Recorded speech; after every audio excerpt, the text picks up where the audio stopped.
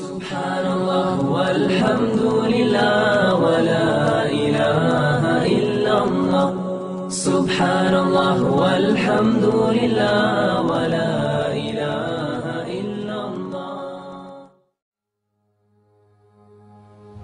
And then after you go to the funeral house, if you got the guts, if you're able to do so, you go to the grave. And now this is another scenario. And you say to yourself, is that it? I mean, 50, 60 years, scraping, struggling, scheming, lying, stealing, fornicating, jumping up and down, begging, working, and this is the end of it? I mean, is this what's going to happen to me? Are they going to be dropping me into a hole in the ground? A hole in the ground, the same hole that a cat digs after it defecates. Just a little deeper.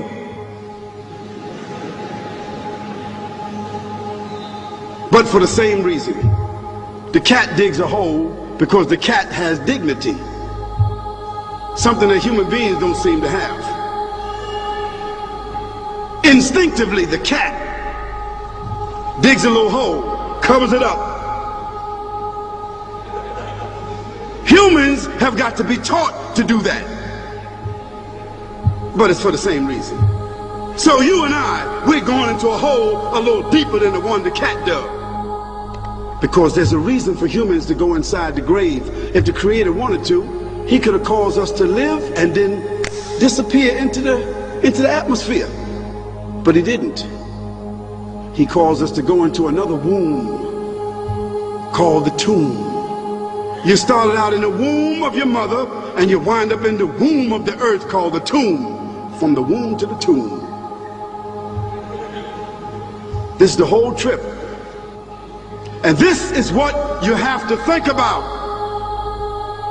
That grave is going to be a place of drama and trauma.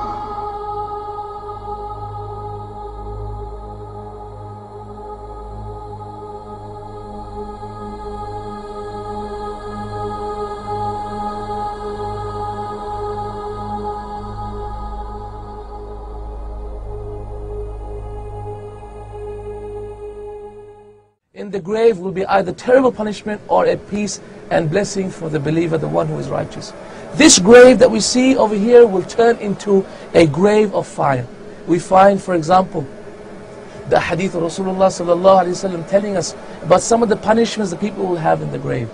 And so he mentions to us in the authentic hadith once when Rasulullah was actually asleep, and Jibreel alayhi salatu wasalam and Mikail alayhi salatu wasalam, the two angels came to him in the sleep and took him to a place and showed him a couple of people having punishments.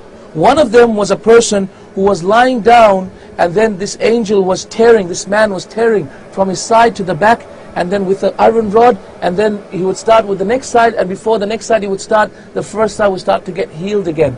And he was continuing this until the day of judgment. Who is this, Ya Rasulullah? Who is this, O Jibreel? Who is this, O Mikail? In that hadith, they told us that this refers to a person who has been punished in his grave, a person who used to backbite, a person who used to spread namima, a person who used to eat the flesh of his brother, a person who used to forget the sanctity of brotherhood.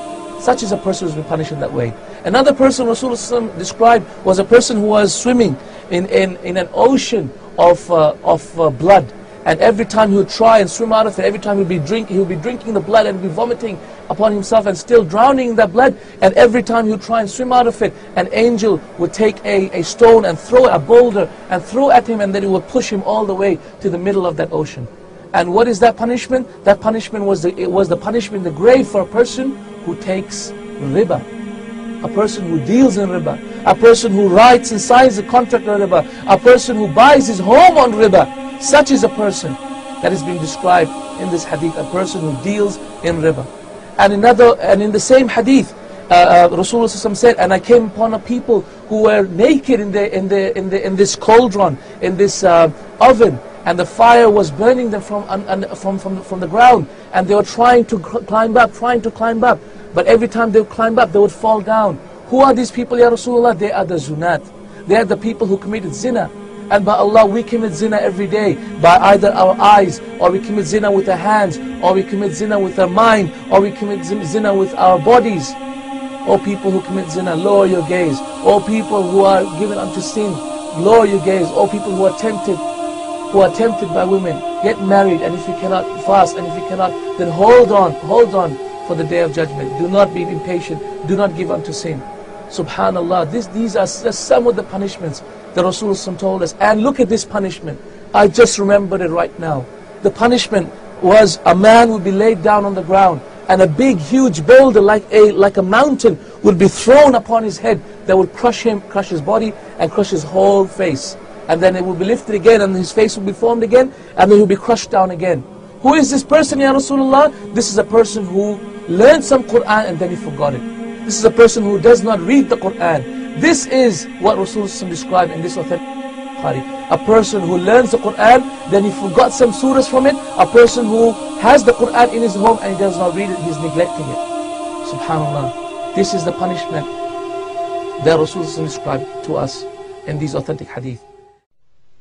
بسم الله الرحمن الرحيم ألهاكم التكاثر حتى زرتم المقابر كلا سوف تعلمون ثم كلا سوف تعلمون كلا لو تعلمون علم اليقين لترون الجحيم ثم لترونها عين اليقين ثم لتسألن يومئذ عن النعيم.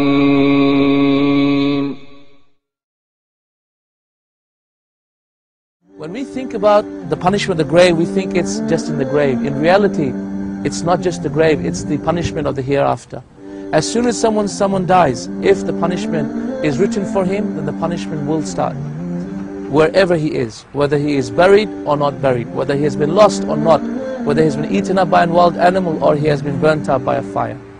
And subhanAllah, the only way, the only sure way to be safe from the punishment of Allah subhanahu wa ta'ala, from it starting as soon as you die, is for you to come back to Allah.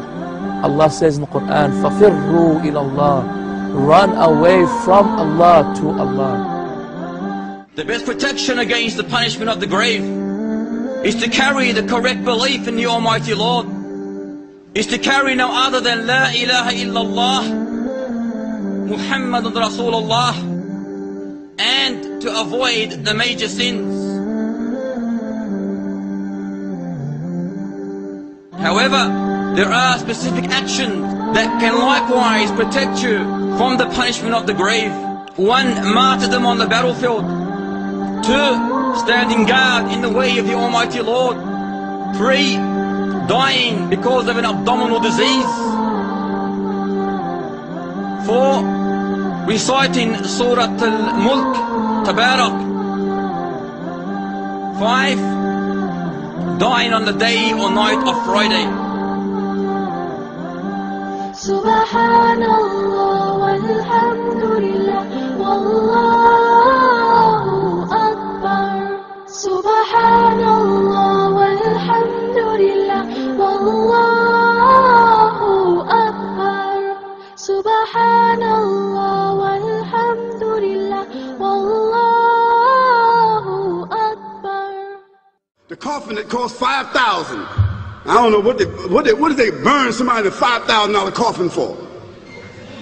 I mean, if I was the funeral director, after they left, I would dig them back up and put them in another box and take that box back.